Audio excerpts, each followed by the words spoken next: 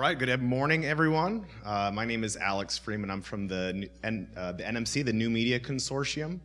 I'm the Director of Special Projects, but I also wear another hat as the editor of this coming year's Horizon Report for Museums. Just a couple of social media-y things for you to take a look at. We tweet, and we tweet a lot out of our NMC account. That's at NMC.org. My personal Twitter is at D_Lubbock. Ask me about that later. And hashtag for this session is NMCHZ. And so if you do see anything on here that you want to comment on, please use that hashtag. It connects with all of our Horizon projects. It's a good way of connecting with I think we have over 15,000 followers on Twitter. I'm going to be a straight shooter with you today. We don't have the report done or anywhere near complete. So I'm a little bit out of my comfort zone. If you've been to my presentations here before, I show you the report, I show you some great examples of what's happening project-wise, but I don't have that. But that problem gives us an interesting way to look at this session today. So what I'm going to ask for you to do is to do some of the talking with me. So instead of me standing up here going slide after slide, I'm going to involve you in the Horizon Report process. So at this point in time, we are still collecting votes. And so we have convened a panel of about 53 experts who have reviewed press clippings, important reports. They've looked at trends and challenges. They've commented on our wiki. And they have, well, many of them, but not everyone has voted, and so we are going to keep our voting open next week when I return to Austin so that we can move on to the next phase of the report. So that gives us an interesting chance to talk about some of these topics that have yet to be defined as part of the final report, so that you can provide me some of your feedback as to what you think. So in essence, what I'm going to be doing today is involving you in the report as if you were a panel expert.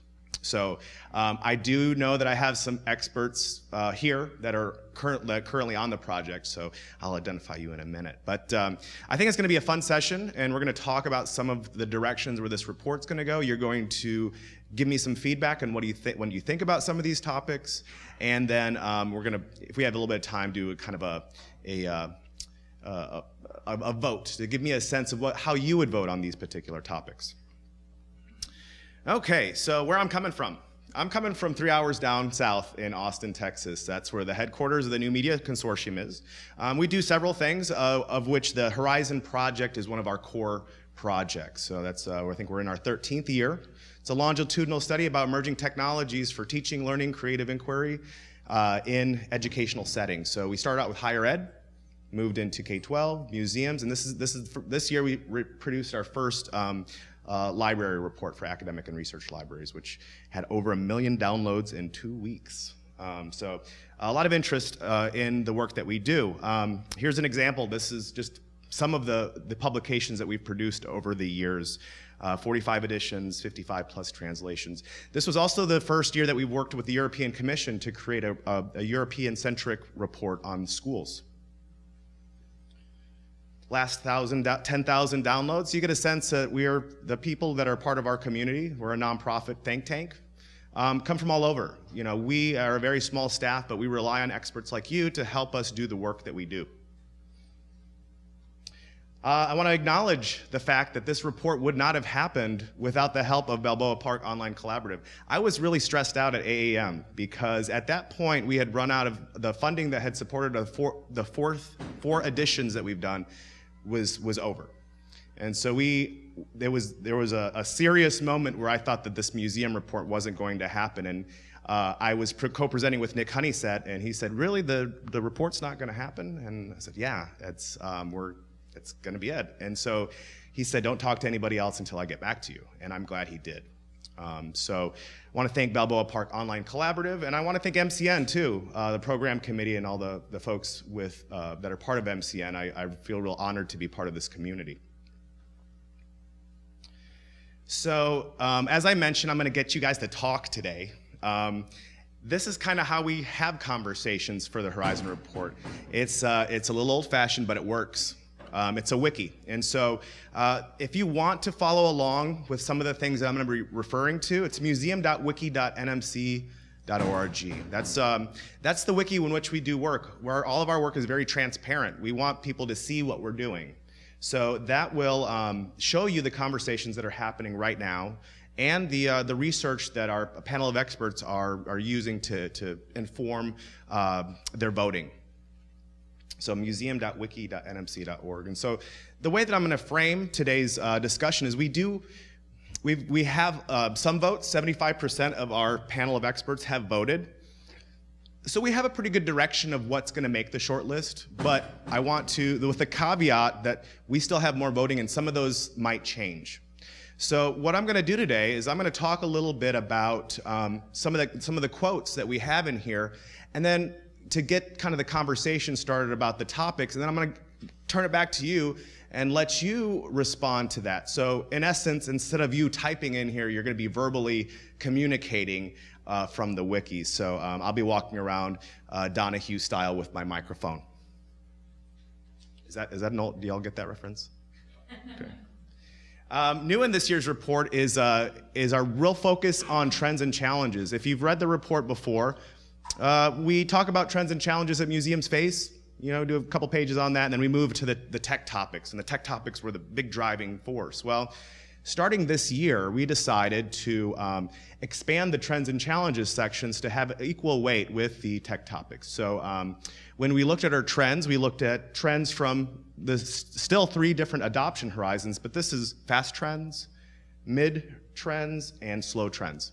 That doesn't mean that a trend began today and it's going to last a year or 2. It means it probably began a year or 2 ago, and it'll take a year or 2 for that trend to make it into mainstream adoption. Same thing with mid and slow. So slow meaning it's probably been a trend for 5 years, and it'll probably keep being a trend for another 5.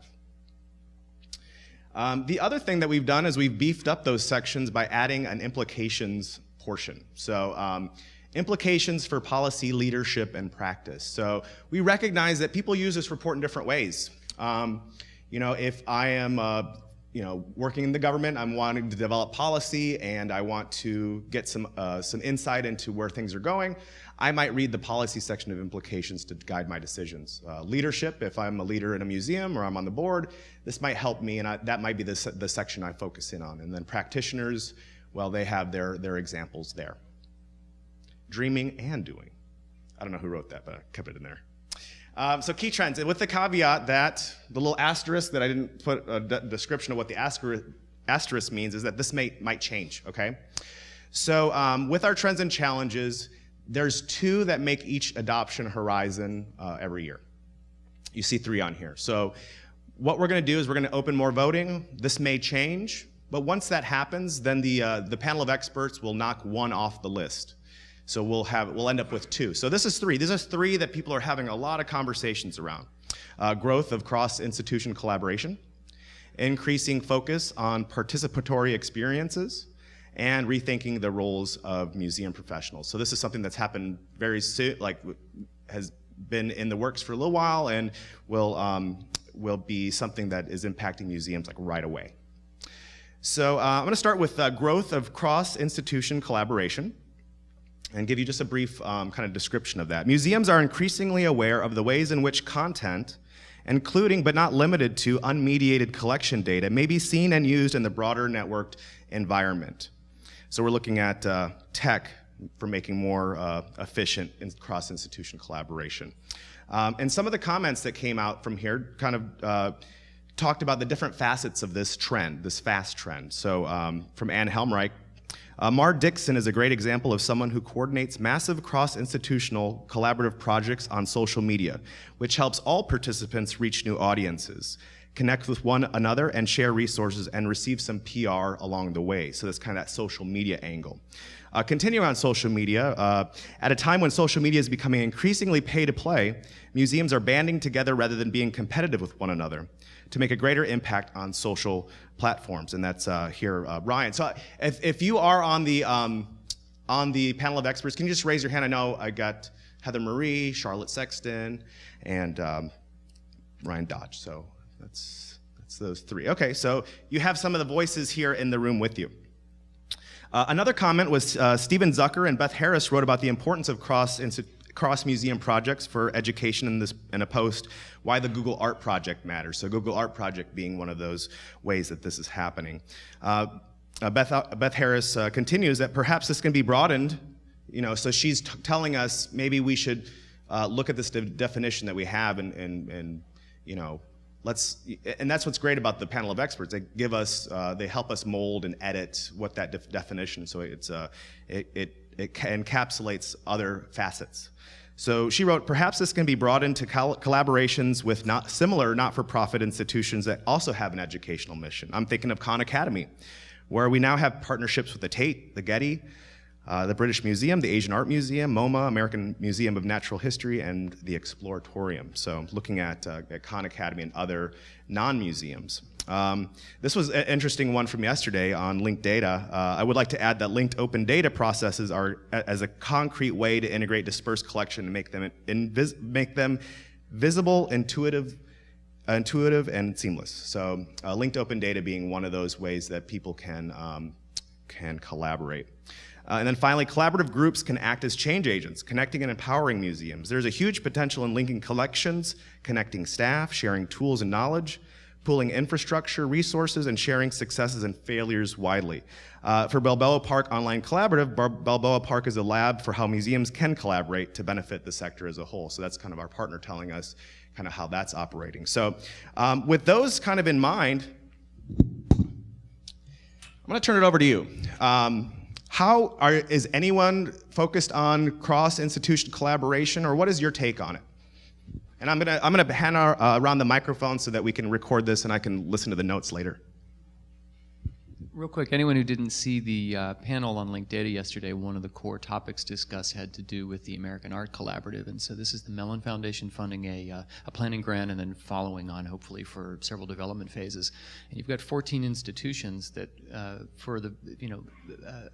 I think it's an interesting purpose why they come together, as opposed to them agreeing ahead of time, we know exactly what we're going to do. We're going to create an exhibition, or we're going to build an app, or we're going to do something. It's purely exploratory.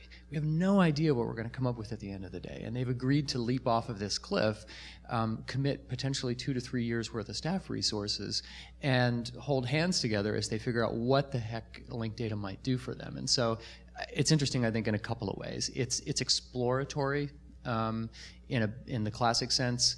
No real clear outcomes, and yet everyone's super excited about it. And so I'm hoping to see more of that kind of forward thinking and risk taking going on with collaboration.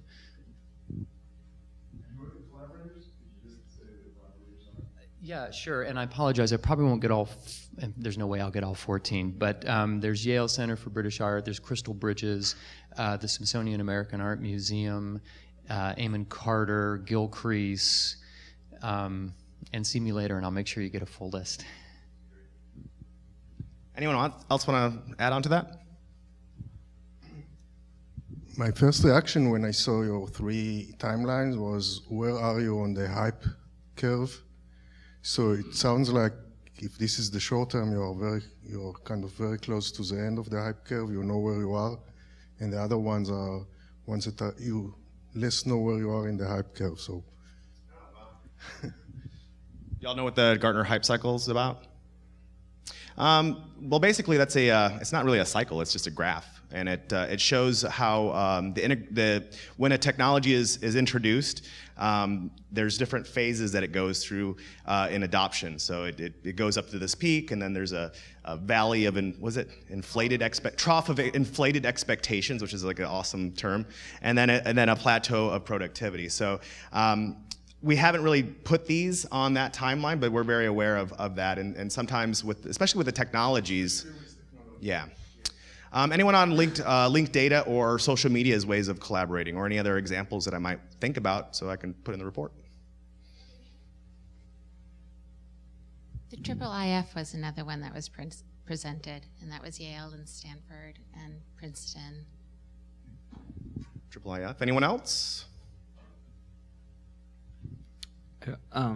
this isn't social media, but I work for the Smithsonian doing games, museum gaming, and it's a field that for the first year that I was working on, I realized there were significant issues in museums and how they approach that. And one of the problems was that we couldn't do meaningful projects because nobody knew what a good game looks like, because best of class examples are really hard to come by in the museum field. So one of the things that we realized we had to do is raise literacy and also get support, not just internal, but also external support to show that it's something that can affect the whole industry.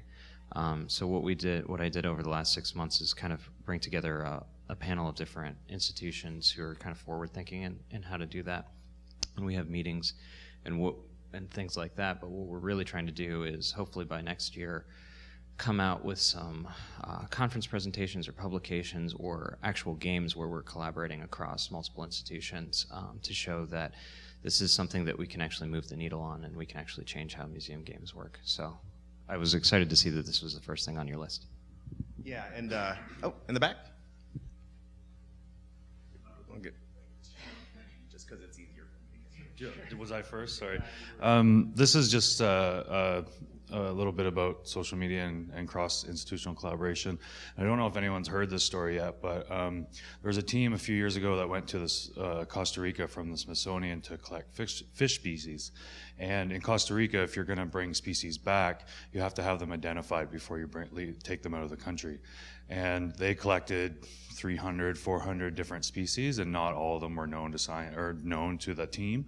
So they put them all on Facebook, and they tagged all their friends who are scientists around the world in an album, and they had all the species identified within 24 hours. So just, when we think of social media collaboration, it's, the big international campaigns like Ask a Curator and all that kind of stuff, but there's other ways that we can use social to collaborate across institutions. Great. This is also a bit of a shameless plug for the next session in the Continental room, but what we've been doing in the Netherlands is using each other's knowledge structures to enrich multiple sort of fields of collections, so an art collection, an audiovisual collection, with knowledge about nature. Allowing cross connections between those collections without having that expertise in-house, and using crowdsourcing mechanisms to actually get those links annotated for these collection objects. So because of the sharing of our open knowledge infrastructures, this is enabled. So it's technical infrastructure that allows for this, but it's the social interaction that makes it actually happen and makes it practically linked together. So I think that's also an example of this. Okay, I'm gonna move on just for the sake of time, sorry, to our next fast trend, which is increasing focus on participatory experiences. So get my little pad going here. Expectations for civic and social engagement are profoundly changing museum scope, reach, and relationships. More and more, museums are integrating emerging technologies and approaches such as social media, open content, and crowdsourcing as a means of engaging their communities both internally and externally on a continuum of participation. And so some of the comments that our panel came up with was this idea that museums have always been about participatory experiences. It's just the tools that have changed and have made it easier. Another idea was that this hits on the idea of increasing participatory experiences online and on-site and allowing this to more seamlessly occur by shifting the role of the museum expert. It relates to the idea of museums having radical trust in their online communities by being open, transparent, and collaborative.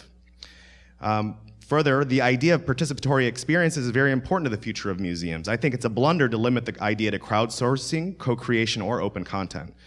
A participatory experience does not need to be one that holds knowledge or facts as the goal. Rather, museums have and will find great success in providing visitor opportunities to share their personal experiences with works of art in analog or digital ways. That's Margaret Sternberg. Anyone else?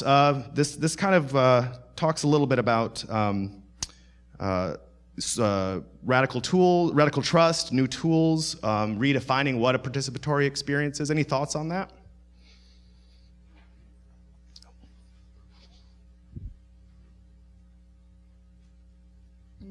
Isn't something that I worked on, but I think that the work that Peabody Essex has been doing, like with the participatory like boat experience in the Monet exhibit, for instance, which kind of merges the world of both tactile and digital, that seems to be something that people aren't afraid of anymore, because for a long time was seen, I think, as being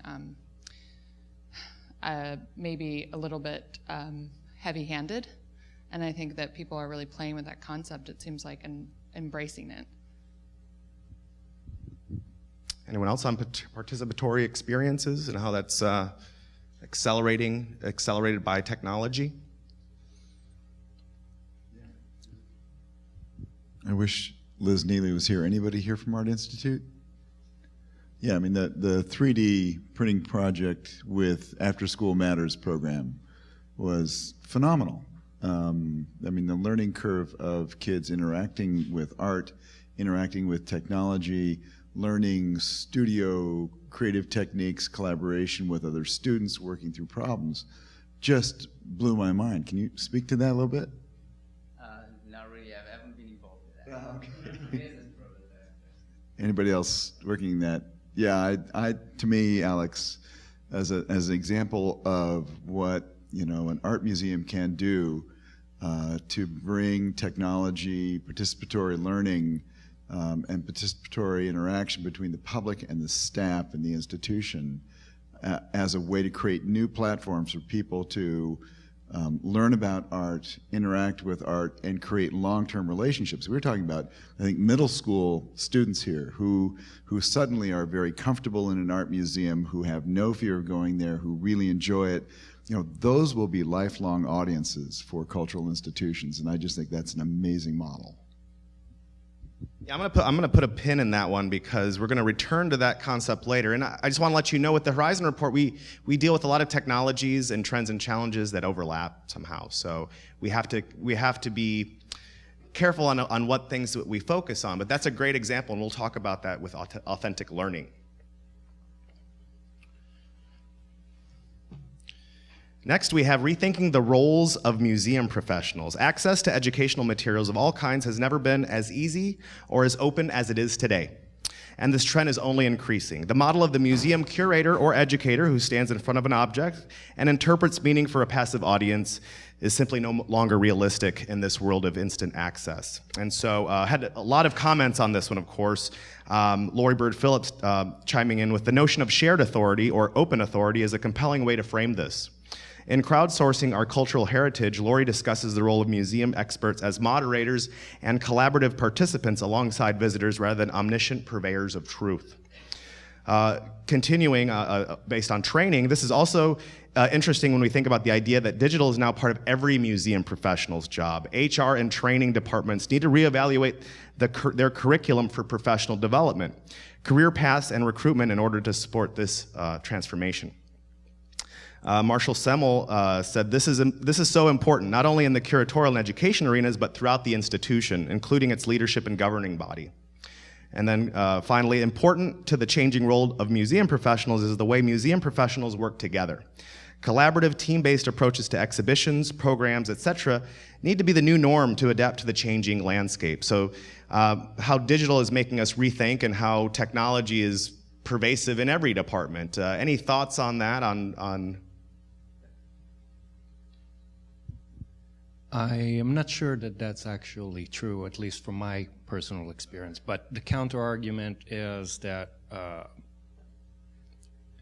while digital is fairly pervasive in every department, realistically speaking, expertise, the demand for real expertise in whatever department you are in is getting also increasingly higher. And there's only so much a person can dedicate for his core knowledge and some other field.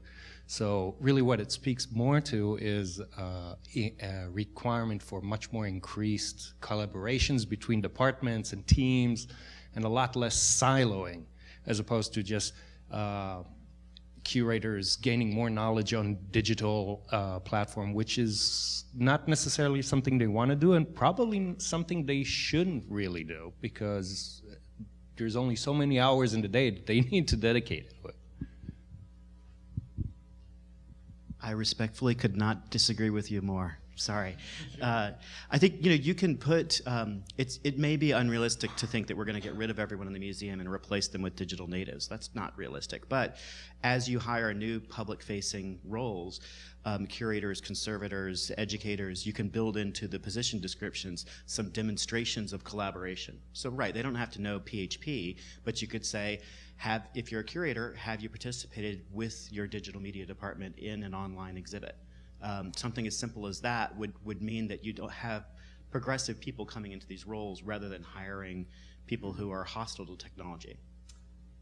Yeah, quite possibly, and true on some respects, but I heard a counter-argument, which I had to agree with, is that the museum has to have, to a certain degree, room for points of view that are not necessarily compatible with this. There are people that are somewhat Luddites in this field, and they still have room for it because of their specific expertise.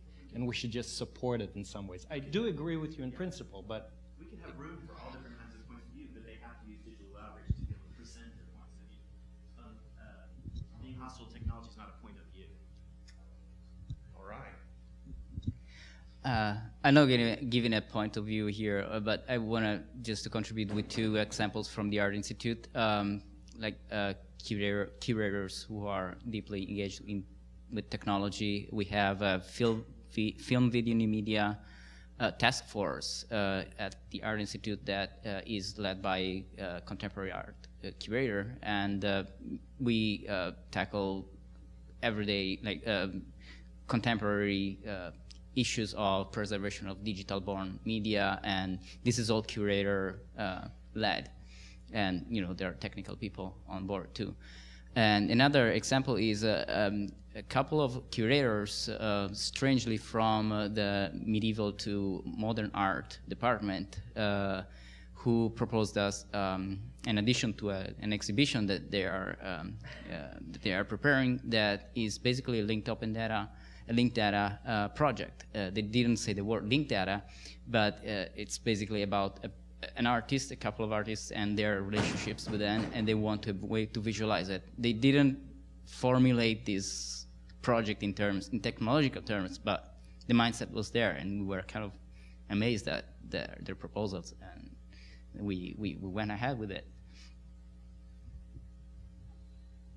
I think what you said about collaboration is key.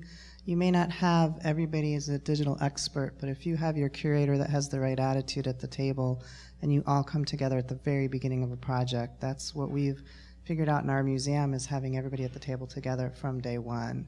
And that took a long time. It was like technology was always an afterthought, and now it's not. And I think just getting there first and being able to collaborate is really... Yeah, and that's that last point Margaret had made, was that collaborative team-based approaches to exhibitions. Yeah.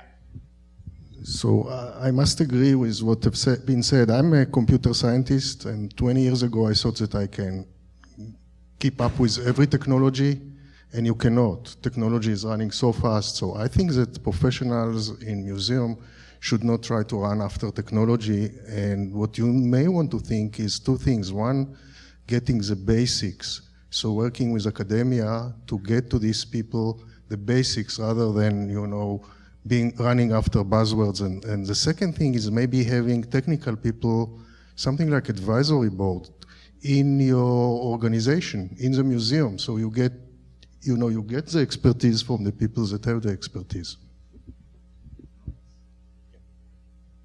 Yeah, I wasn't going to say anything, but I think I will now, because I really have to agree that there is now a degree of universal digital literacy that is required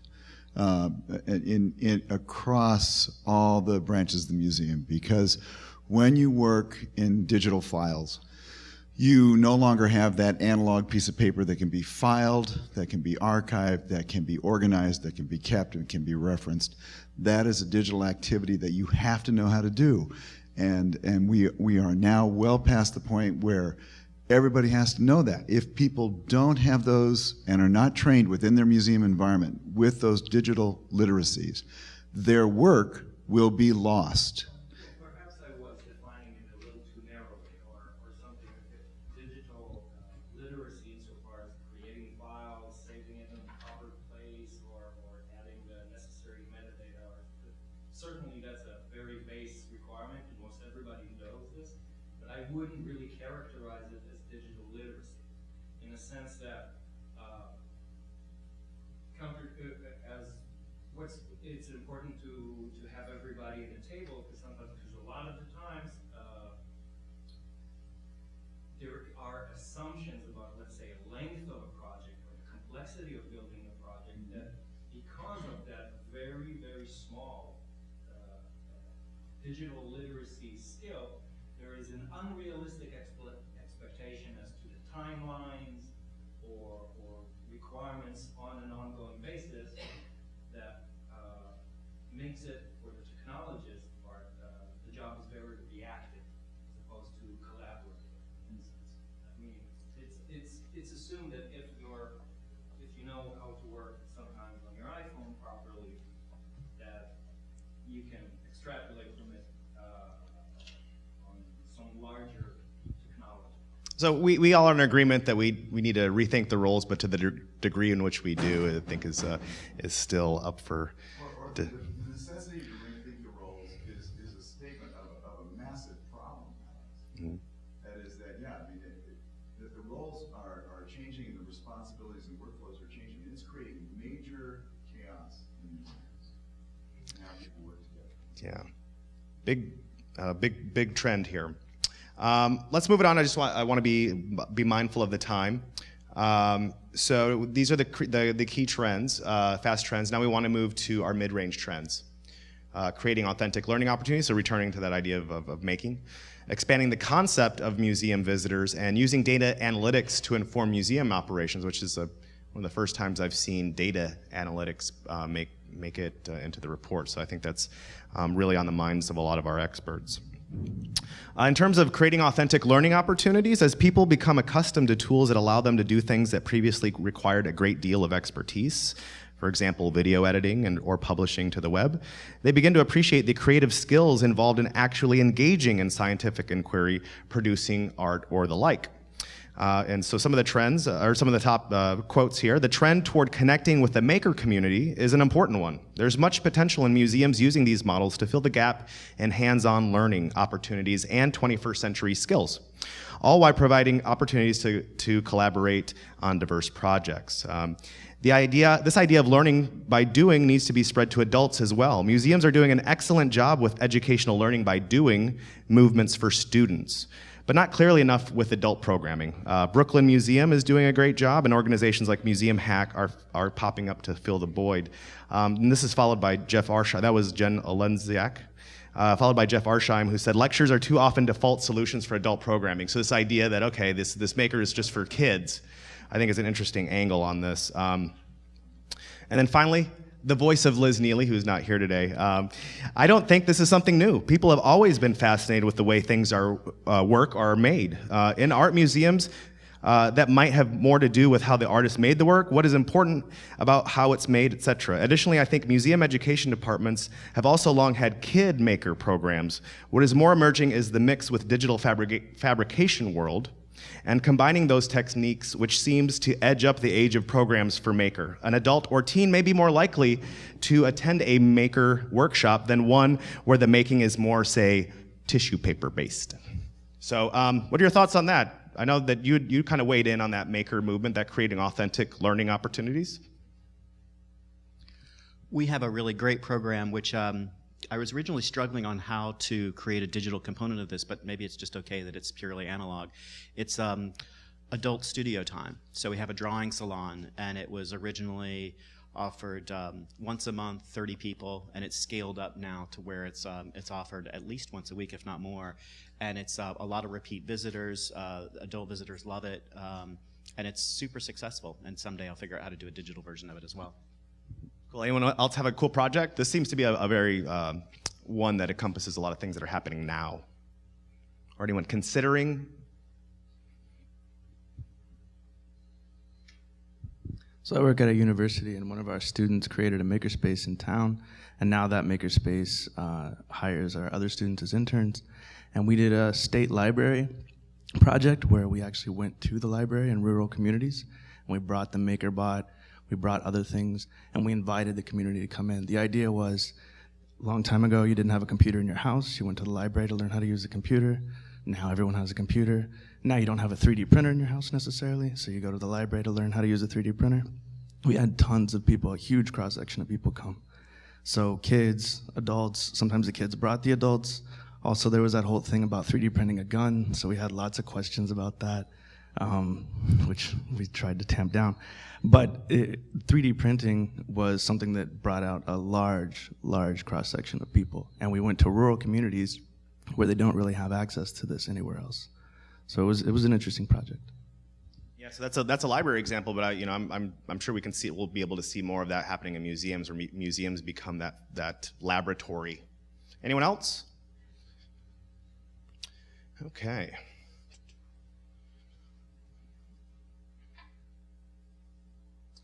Expanding the concept of museum visitors. Let's see, get to my point. The dichotomy between the on-site and virtual museum visitor is blurring rapidly, and both audiences have high expectations with regard to online access to services and information. So some of the feedback we got on this is, if we equally valued online visitors as much as we do physical visitors, what might museum websites look like? Would they just be marketing and visiting information, or would they become rich learning experiences? Next is couple this idea with emerging tech, which allows for a far more realistic virtual experience, and this trend emerges as a major factor in how a museum should approach global audiences. As we know that museum visit is usually done in a group of 2 or more people, a collective event. Why therefore so many of the digital content is designed for a single user? If we leave social media and some serious gaming aside, I think that museums have a great potential in helping the society be less individual. Next is physical and virtual museum experiences are and will continue to be different. The consideration here is how we deliver cultural experiences virtually. Not documentation or the representation of an artistic program that happens on our physical campus, but using the web as presentation space. I'm thinking of projects that don't exist in the galleries. This is Robin Dowden. So the web as a presentation space. And then Heather Marie, she said that there is an opportunity for museums to build relationships with visitors digitally. Many people who live in rural areas aren't able to travel, access museums digitally, and consider themselves a regular museum goer. Sadly, I'm not sure museums realize to the extent which these relationships exist. So this is an interesting topic. I think it was the New York Times was talking about how 2 different museums were focusing on the online visitor, and some people were like, oh, we want to focus on everyone, and then we want to just focus on people that come physically into our building. So what are your thoughts on that? Should we pay attention to these virtual visitors? Should they have as much weight as people that actually come into your space? Yes, and why?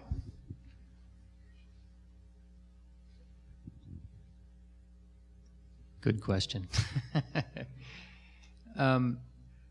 I'll speak just a little bit from, maybe John can add to this too. I used to, and he still works at the National Gallery of Art, which is a, quote, national museum. It has a mission that's focused on curating and protecting art and trust for the American people. And I wonder sometimes whether that is a limitation that gets built into the mindset of people who work there. In other words, you get constrained in your thinking about what your potential audience is, and so how do we push back against the entrenched ideas of audience that come from the mission itself? Not just the tradition of what you do in the museum, but the fact that your sort of charter maybe defines who you are and what you do. John, do you see the museum confronting that at all when you talk about serving global audiences? No, you put me on the spot, Neil. Thank you. I would say, I think we're starting to embrace that idea of being a national platform, that we are we are getting better and better about presenting best practices in conservation and curatorial and in education, and in doing that, we want to reach a global audience. And yeah, and I think it's not one or the other. We have a nice. We have a lot of visitors that come because we're on the mall in Washington, D.C., and hopefully they have a great experience. But we also have a worldwide audience on the website, and we have, and I don't think it's either or.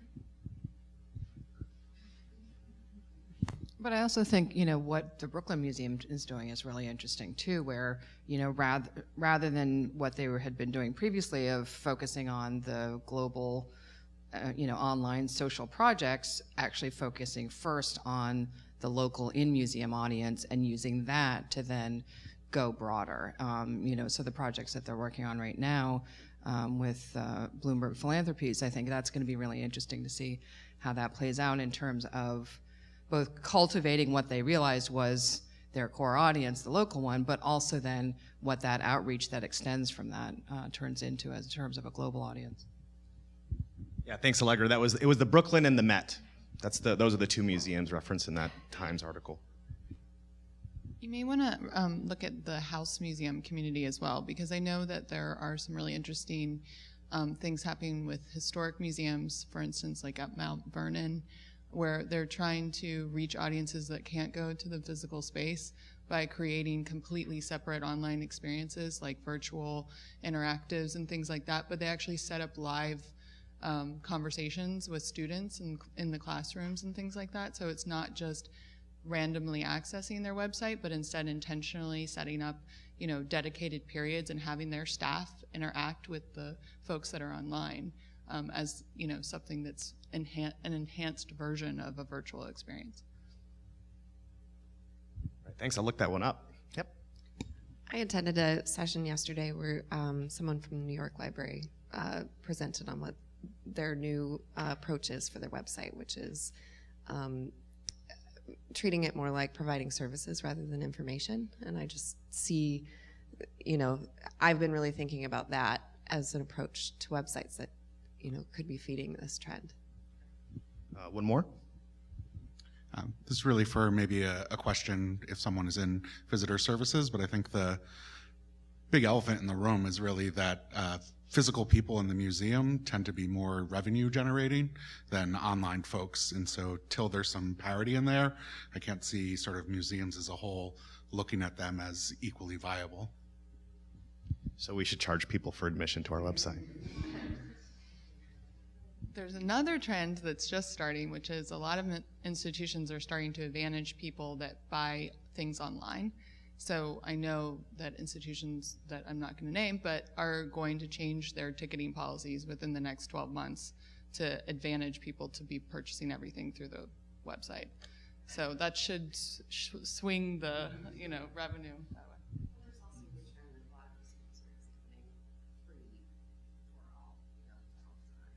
Right. Like the Dallas Museum of Art Friend program is a great example of that. The on-site visitor, they might have to pay for special programs, but general admission is free. I've got to move on to the next one. Sorry. These are really great. We could talk all day, but I only have an hour and a half. Okay, this one's a big one. I see this really emerging since I started at the NMC 2.5 years ago. This idea of just really using data, big data, small data, all sorts of data. So this is data analytics gives museums tools that enable them to hone their business practices and become more efficient in operations like food service, sales, pricing, marketing, campaign, retail, development, and exhibit design. And this, I want to acknowledge colleague Elizabeth Merritt at AAM. This came from Trends Watch 2014. And so I was in a session with IMA, Cleveland Museum of Art and Antenna, talking about some of the data they've been collecting. So it's definitely something that's getting a lot of buzz lately. Some of the comments are data mining is important, but you need to have the right questions first. And that was countered by, I don't think we should first focus on asking the right questions. The beauty of data analytics is that it can inform questions you'd never even have imagined. That was Jasper Visser. And then closing it out, Douglas Hegley said, perhaps this is a which came first, the chicken or the egg conundrum. I agree that just collecting data with no analysis plan is pointless. On the other hand, waiting to determine the perfect set of questions just delays the work necessary to collect the data. Plus, one thing that big data has taught us is that trends will emerge that are totally unexpected, simply by applying statistical analysis to a large data set.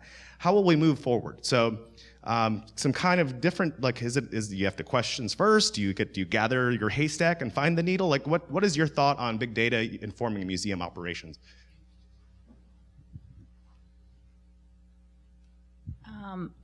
I think it is important at the beginning of a project to define the goals and what you're trying to reach so that you make an effort to put the right analytics into what you're capturing. But this is your chance to capture everything, so you can't just define it to just that. But understanding what your goals are at the beginning, so at the end, when you are evaluating, there is the things that you started with, did you achieve it? And then you can also analyze all the trends that are there and then make your decisions on how 2.0, where do you go next? Thanks, Jane. Anyone else? I think one of the great opportunities with big data is for all of the people that don't visit museums and actually to understand why. So it's not necessarily about our data, it's about working with other people's data.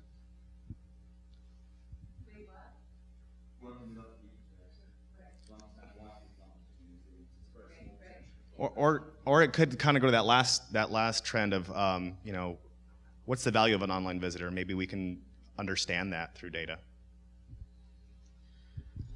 I always tend to worry when people are just doing analysis for analysis' sake and seeing what pops out, because then you're going to end up with spurious trends, and that's not a good use of statistics or of data. But having a theory you want to test, whether it's an institutional theory that we think, this type of exhibit really draws people in from this particular audience or things like that, that having a theory you want to test or a question you want to answer to start out is important.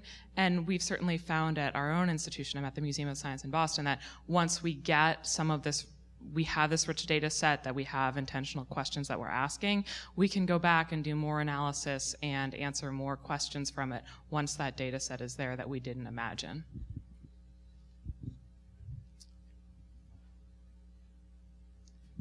The other thing that we've started to talk about more at Forrester is small data, actually. So, big data, especially for museums, can be overwhelming. Where to start? If you don't know what you're trying to find out? What are you measuring? What does this big data mean? It can be a little much. So, small data, where you are trying to define smaller interactions and make smaller, get bits of information that you can then act on, may be a better way to start too. I haven't had coffee yet. Give her a break, guys. Unless you want to, I'll give you a chance. Well, no. I think essentially, and it can be any number of different things, but not, rather than trying to kind of collect data in this big way, it's more about smaller, actionable, bite-sized data points. I'm trying to think of a good example of that. Does anybody else want to think of a good example of small, bite-sized, actionable data? Are you talking about user experience? No. Let me stew on it, and I'll come back around to you. Okay. One more. Yeah. So I tend to agree with.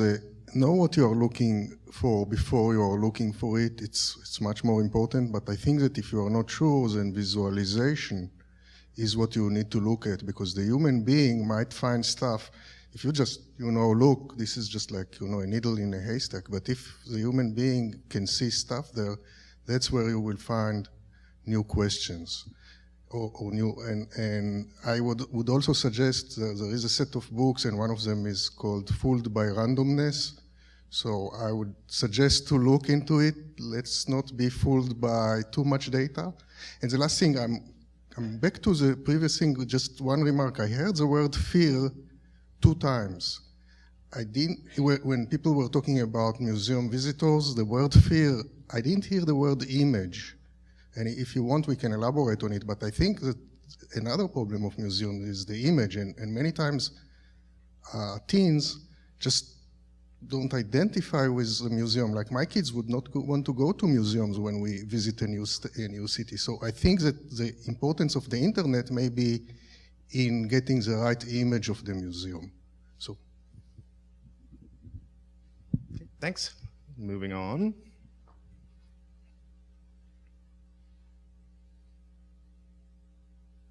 Okay, and now we're getting into our long-range trends, things that have been happening for a while and will continue to happen before we really get mainstream adoption. So pushing the boundaries of creativity, and some of these don't have much in terms of like comments, but they were voted in. So, and until I begin researching and writing, I won't have much to say, but I'll definitely introduce those topics. This came from Trends Watch 2014 as well. The fact that millennials prefer to spend money on experiences rather than acquiring stuff opens the opportunity for museums to position themselves as a good buy. As preeminent players in the experience economy, museums can tout their status as a leading source of high-quality content you can use just as much as you want, just when you want it. So and this idea that Spotify, Pandora, and Netflix experiences are more agnostic about quality and content, but they provide more choice. So it's how are these things, Spotify, Pandora, and Netflix, affecting how people experience content? I don't have much more to say on that unless you have a take on this collaborative consumption idea. This seems a little bit murky in terms of definition. I personally don't really understand how Pandora is an experience per se. Oh yeah, so me neither. That's a tough one. So I have some work to do on that. But if you all have some ideas, I'm all ears. We talk about this sometimes at the Smithsonian, and really that Web 1.0 was about delivering static information in a very lecture-based approach, authoritative. Web 2.0 was about sharing. My argument is that this millennial trends and this Web 3.0 is about integration. And so we're not looking at websites so much about what they can do, but we're asking how convenient are they, how involved with my life, how seamless are they? And for teens, that's why you see that teens don't use Google a lot of times, right? They'll just tweet it or they'll Facebook it, and they'll talk to their friends because that's just how their life is. And so for Pandora, for Spotify, these become staples of their life. That's just how their life is. And the museums, the question is, can museums become integrated into a teen's life in that manner so that that's just something that lives with them every day?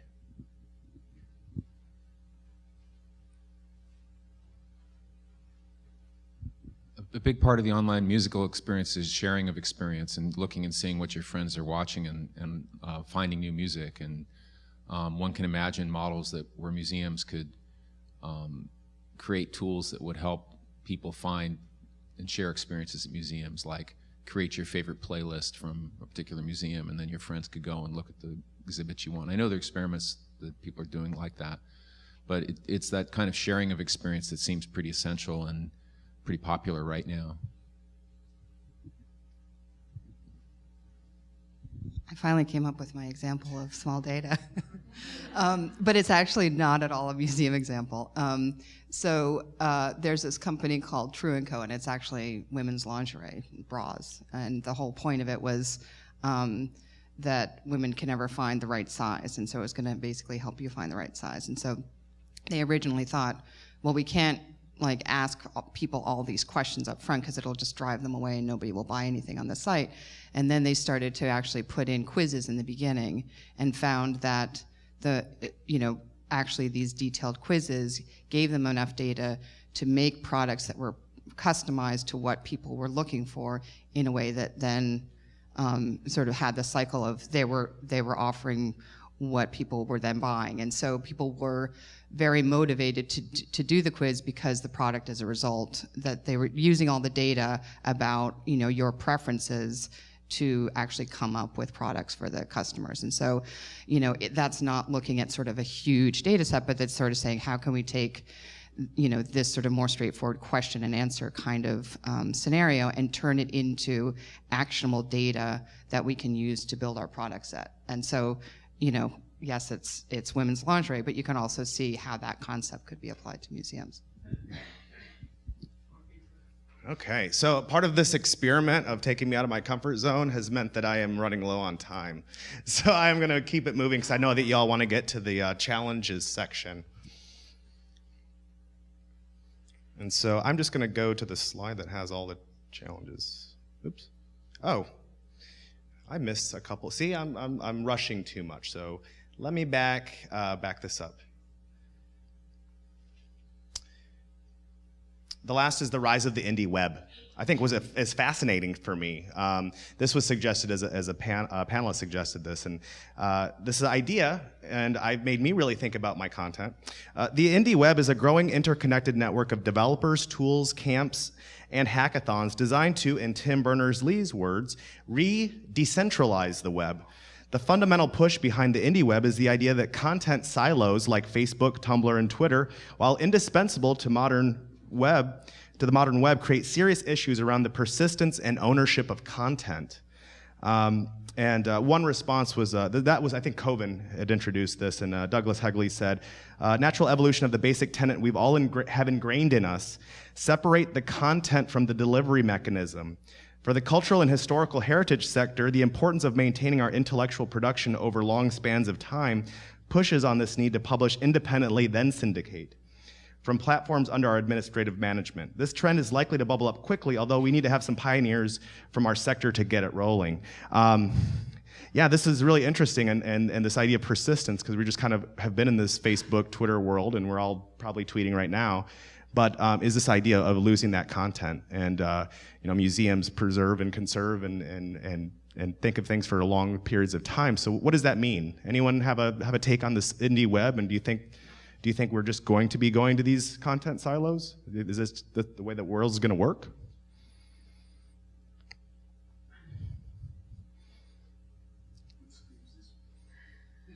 Okay, I'm gonna move on.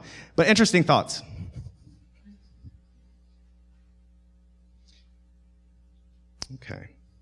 Okay, and so now with the challenges, they're not on an adoption horizon in terms of time, but in terms of difficulty.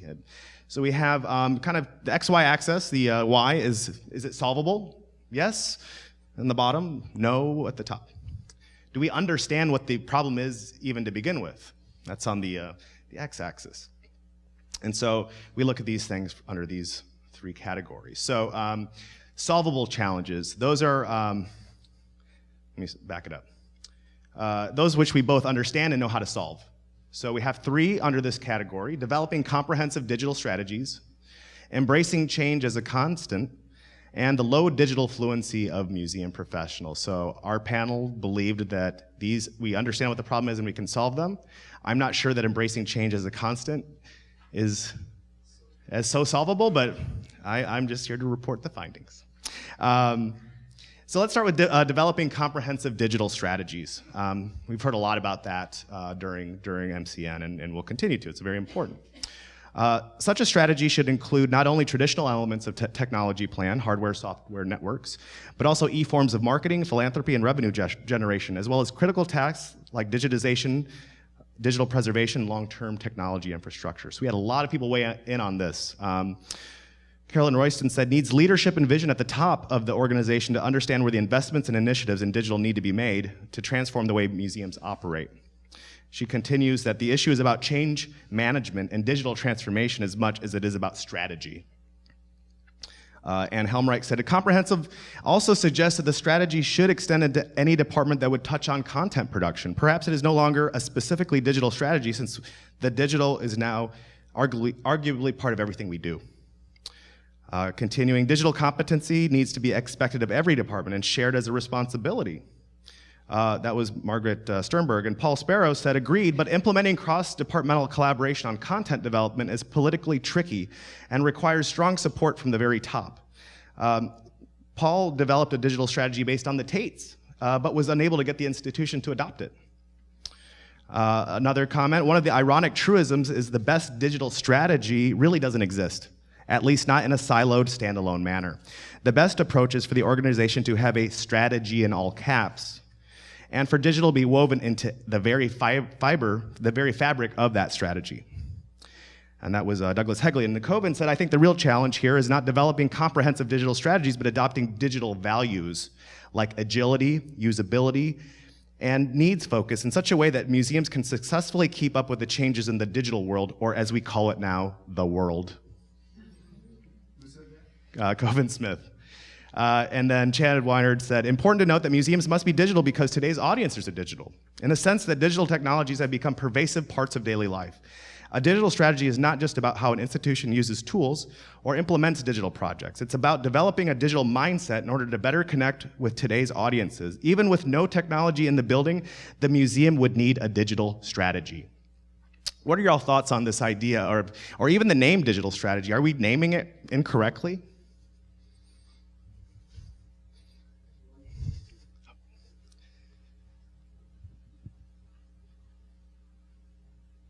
I think that's a kind of a great question because we had sort of implemented a strategy based on Gallery 1 as a test bed, and then we worked out sort of a roadmap on how would you do it across departments, and then we were like, let's get a full collaboration. We had head of exhibition, chief curator, head of marketing, head of evaluation, head of libraries, head of collection, and we're like, all right, how do we really, this is how it's been working, and we got caught up on, is this really a digital strategy? Should we call this document something? I mean, every time we went far, people would miss the meeting, and the next meeting would be about the title. So I said, let's just call it a roadmap, where it is about the big strategy of the museum, and I think people get really hung up on semantics. I think someone comes in and then they're worried you're taking their job away.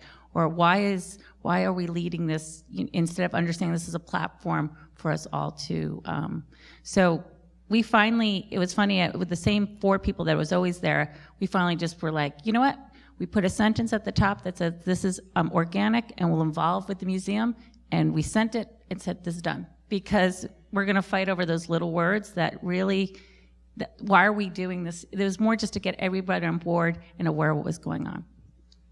Yeah, I would argue that the DMA Friends program is another way of thinking about that, because it impacts everything that the museum does. So it's not called a digital strategy, but it's actually something that the institution does.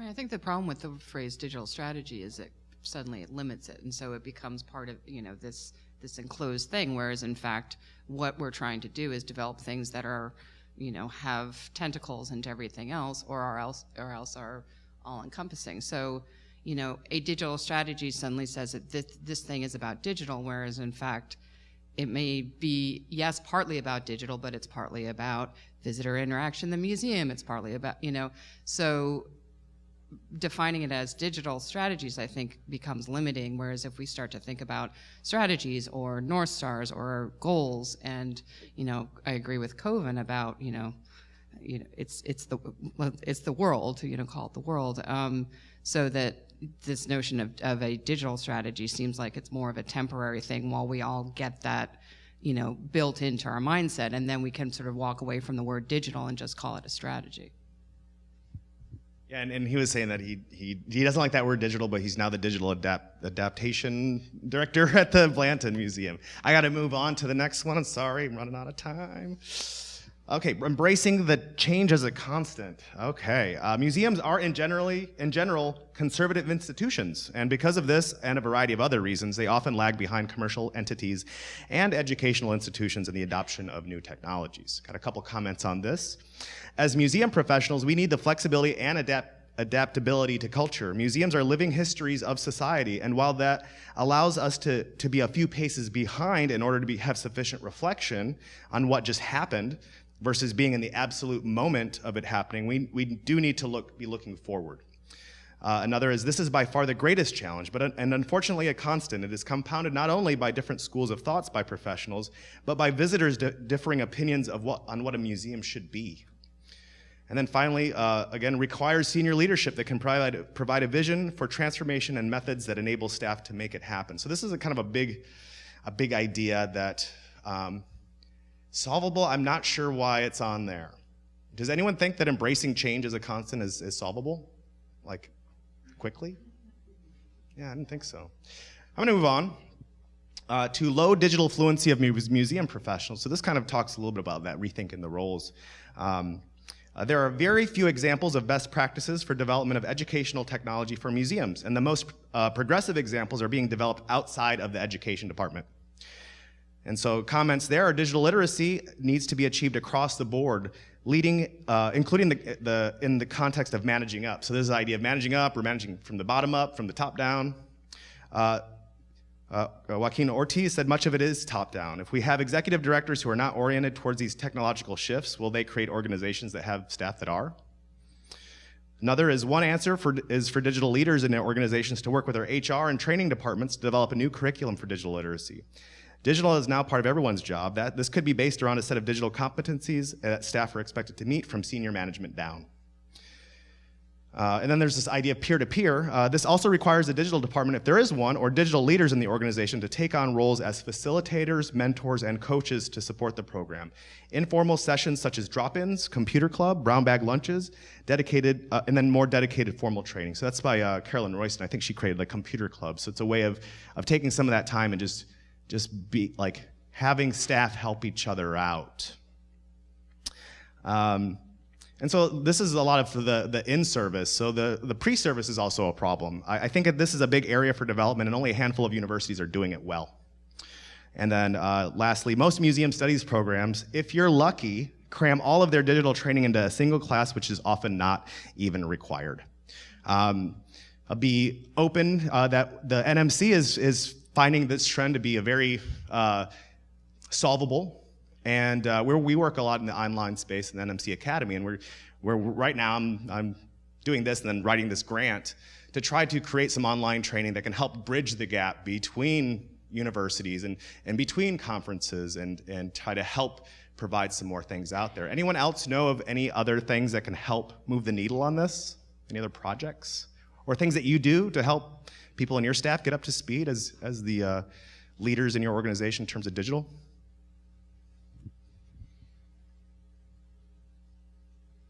It's interesting in your comments that you were reading, it sounded sort of like there was two sides. One is sort of this hostile, they got to get with the program, and the other is sort of this collaborative side. And in my experience, the collaborative side works infinitely better.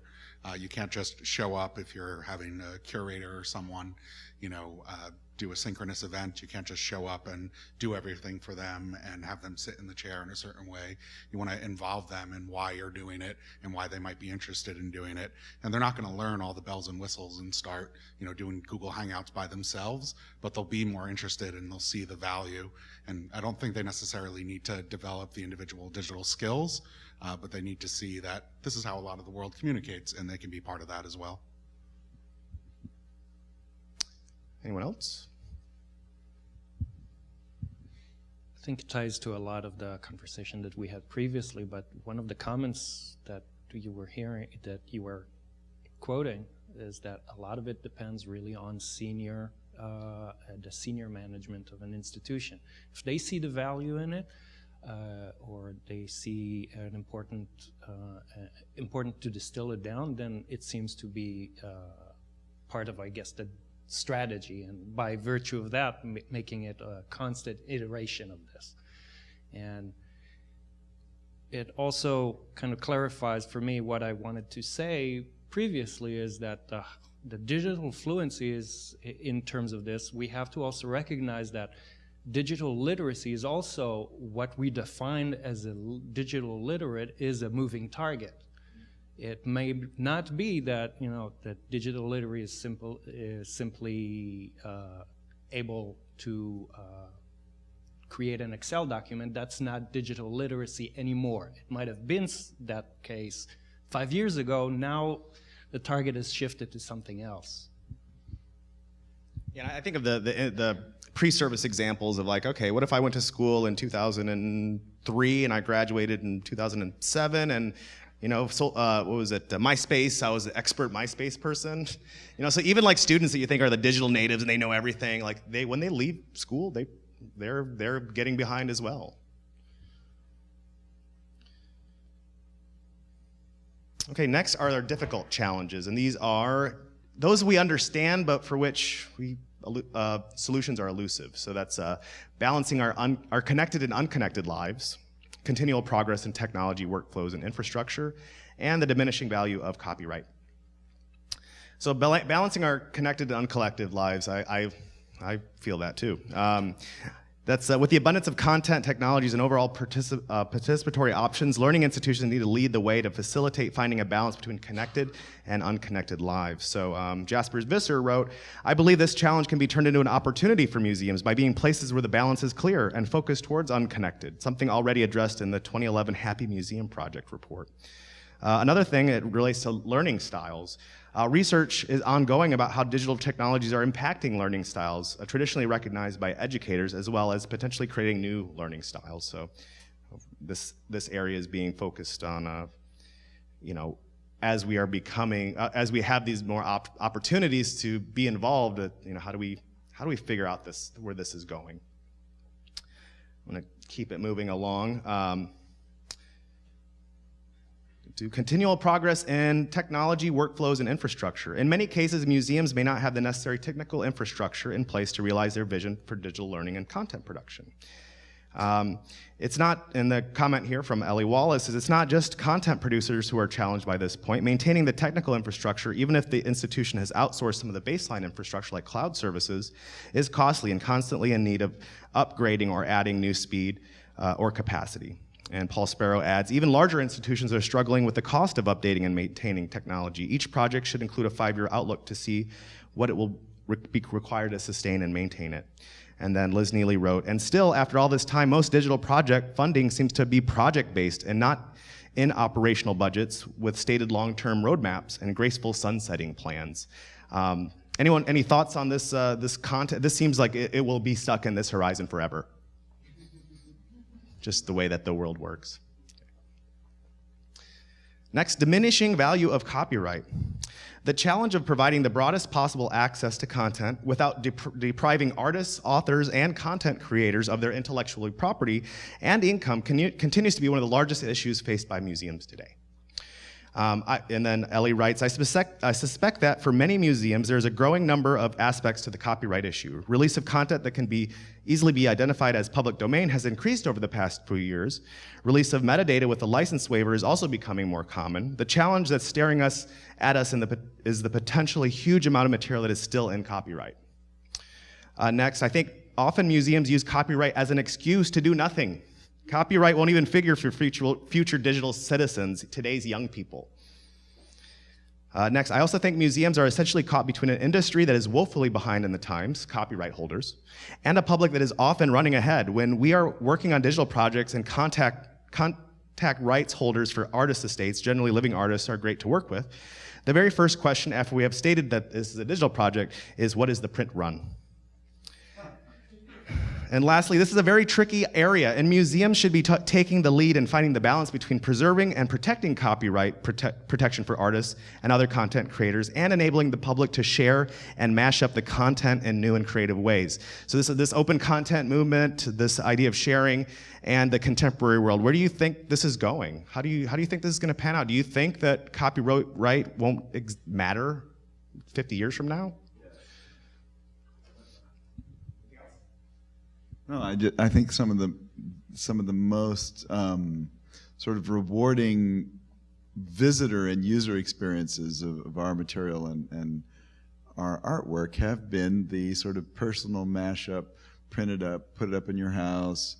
Miriam Langer from New Mexico Highlands was talking about a thing that she's doing where each group of her friends, each household of her friends, a group of about 15 people, get to go online, go to their favorite museum, upload their favorite work, mash it up into their own individual artwork. Then they're all going to a large format printer, printing it, and then having an opening for that exhibition and a dinner at their home as just, as an excuse to get together and have some fun, but also do something creative. And each of them are experiencing and interacting with museums they've never been to before, but it could start a brand new relationship. So yeah, absolutely. I think the mashup movement is going to be so interesting. So many people are going to do it that copyright will become irrelevant. I don't know if this is going to be covered in a separate topic, but I've heard a lot about collaboration as far as content, but not as much as far as tools and technologies to deliver those contents. So like using open source technologies, especially the community-driven, not the buzzword open source, that are industry-driven. It's probably a very good example of collaboration between institutions and lowering the value of proprietary tools and knowledge.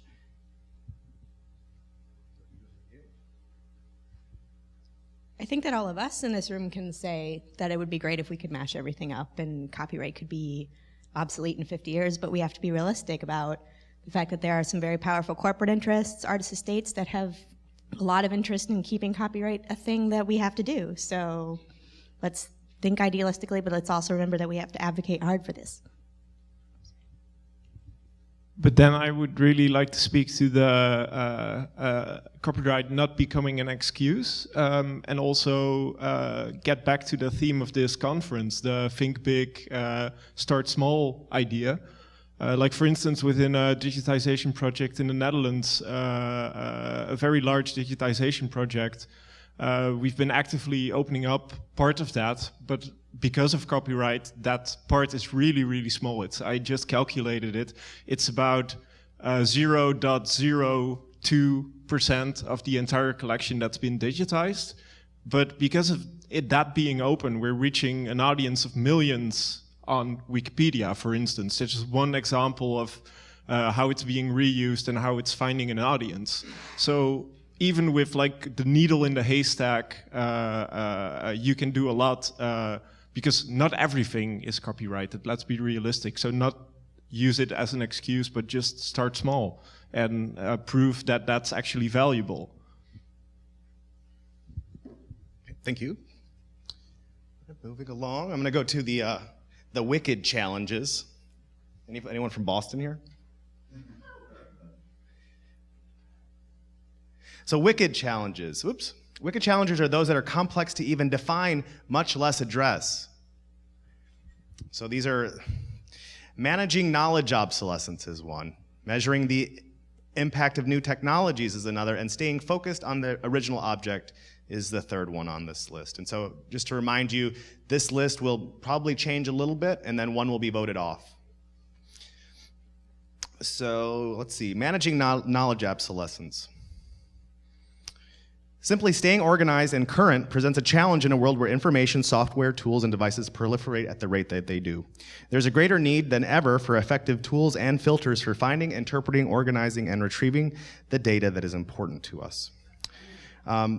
One of the comments is, this is a tough question for all of us that are working in the area of museum evaluation. It's not impossible to measure the impact of technology. What is tougher is knowing if that technology is in alignment with the museum's mission and goals. Museums sometimes use technology as a solution rather than seeing it as a tool that's part of a larger experience. Next, all the more reason for museum professionals to share their work and experience with emerging technologies, as many of the panel of experts do through their blogs, etc. This idea is elaborated on. I would love to see more lean startup methodologies creeping into digital production in museums, in which projects would only be carried out with specific measurable goals in mind. I think that measuring impact would be easier if we work backwards from hypotheses rather than just building stuff that sounds exciting and hoping that we can figure out if it worked or not. I'm going to move to the next one, staying focused on the original object. Sometimes in our bid to keep up to date with the, oops, I skipped one. I am so sorry, I'm moving too fast here. Managing knowledge obsolescence. I'll just give you the definition. Simply, oh wait, no. I skipped it. I'm so sorry. Let's go to the next one. Staying focused on the original object. Sometimes in our bid to keep up to date with the latest in technology, trends, it is easy to lose sight of our core responsibilities, collecting, exhibiting, and interpreting unique objects. That kind of had a little bit of back and forth with our panel here. And one of the comments is, I'm repeating myself, I suppose, but chiming in on agreement to disagree. If the goal of technology project is to show off new technology, I'd be inclined not to pursue that project. Another comment is, at the end of the day, what makes our physical spaces and objects stand out, there's a part that says, at the end of the day, we want our physical spaces and objects to stand out, right? The original object. But that's assuming that our physical spaces are more important. They may be in revenue terms, but way more people visit museums online than physically. So where does the role of the physical object fit in this case? Too much focus on our physical site comes at a cost. How many museums have larger digital departments than exhibition departments? Not many in Australia, I'm afraid. Okay, so those are our wicked challenges. These are things that don't even know how to define, let alone address. Now, we have just a few minutes left, so what I want to do is really just go to the tech topics, which is kind of flipping this on its head of my normal presentations. I focus a lot on this stuff. But I think we're all very familiar with these technologies, and I just wanted to share where we're going in this report. So within the 1 year or less, we have 4, and then so these 4 could change, but eventually 2 will make the final report. First is 3D printing and scanning. We kind of brought those 2 ideas together because somebody said that, hey, it's not just about 3D printing. 3D scanning is very important, and it's happening right now. Next is bring your own device or bring your own technology. That's staff bringing their own mobiles, their own laptops, visitors bringing their cameras. Next is games and gamification. That's an area that I'm seeing a lot of growth in, and I was happy to sit in a session and learn about how museums are really thinking about that, because it was a bad 4-letter word, I want to say 2 years ago when I went to museum conferences, and I see some major attitude shifts happening. And then next is mobile apps. I don't know why this is on here. To tell you the truth, what is new with mobile apps? Maybe a couple of, okay, yeah, tell me, because I'm really curious as to why this was voted in when it's been, it was been our report to like 2 years ago. I don't know why it's here, but what's new with mobile apps is I think mobile apps are seeing the return on investment is being more and more seen as not suitable or not applicable, in that better for have responsive websites or web presences rather than native apps. Right, I'm seeing the iOS versus Android debate kind of falling away in terms of responsive web and other ways of, anyone else think about why mobile apps is in the news here? Why it might have been voted in? What's going on in that space? I have a feeling that's going to be voted off. I'm going to vote it off. 2 to 3 years is learning analytics, maker spaces, open content, and wearable technology. I find learning analytics to be really interesting here because we see a lot of it happening within the higher ed and K-12 space, but in museums, where are we having learners engage with online courses? Well, maybe it's Coursera, maybe it's what MoMA's doing, maybe it's some of the Khan Academy, maybe that's what that's referring to. But I thought that was interesting to see that in this report. So that's another trend is this data idea. Makerspaces, yes, of course, makerspaces are really important. And sometimes it's not technology. Sometimes there's knitting happening in makerspaces. I think that's a thing we need to think about. Open content's still on there. It's still on the 2 to 3 year horizon. A lot of interest in that, but I guess it's working small and thinking big on that. And wearable technology. Wearable technology. I like to watch the CES in January to see like what the new tech things are, and it seemed like everything that was out there, they threw some kind of wearable thing onto it, and I'm kind of seeing it like throwing like spaghetti against the wall and seeing what sticks within wearables. I'm not quite sure how it's going to work in museums, but it may. And then in the 4 to 5 years is my good friend augmented reality, which I think about the Godfather 3 quote of just when I thought I was out, they pulled me back in. Augmented reality has been in there quite often. I think we try to retire it, but it just won't die. And so I think that's referring to like Oculus Rift and some other things that are happening, giving it a pulse, a heartbeat. But this time it's 4 to 5 years out because I think that's maybe a combination with that wearable side. Natural user interfaces, that's touch screens and the Gallery 1, large collection walls. That kind of has stayed in that 4 to 5 year horizon. I think that has to do with money. Those things are expensive. Next is what I'm very happy to see about and learn about yesterday was semantic web and linked data. I love the idea of being able to connect all these ideas together through linked open data. And I intentionally changed this topic that was just semantic web to semantic web and linked data after I wrote part of the library report and started understanding more about how it works. And then, of course, the Internet of Things. That seems to always make it on the 4 to 5 year horizon. Other than controlling thermostats and checking in visitors, I'm not quite sure how that's going to really affect teaching and learning within museums. Okay, so that's, and just since I have 1 minute, okay, on the 1 year or less, raise your hand if you think 3D printing or scanning shouldn't be on that list. How about bring your own device? How about games and gamification? How about mobile apps? Okay, good, I'm not alone. How about 2 to 3 years, learning analytics? Do you think that's gonna have some mainstream adoption within 2 to 3 years in museums? Raise your hand. Oh, learning analytics is mostly as course-based. So I am engaging with an online course and it's creating analytics about my learning and adapting to my learning preferences and styles, personalized learning. Anyone else think that should go? Yeah, I think it should go too. Maker spaces, okay. Open content. Wearable tech, yeah. So I'm feeling it. Okay, 4 to 5 years. Augmented reality, who thinks this should die again? I got to 30 seconds. Okay, natural user interfaces, who thinks that should be knocked off that list? Semantic web and linked data, do you think that's to see that happen in 4 to 5 years, think that's realistic? Yeah. And the Internet of Things, how about that? A couple people. Okay. Well, finally, I want to thank you for joining me today. If you have any articles that you find on Twitter, go ahead and tag it with an NMCHZ. You can also comment on the report. We're on Facebook like everyone else. If you want to sign up for our expert panel, that's the go.nmc.org/horizon-nominate.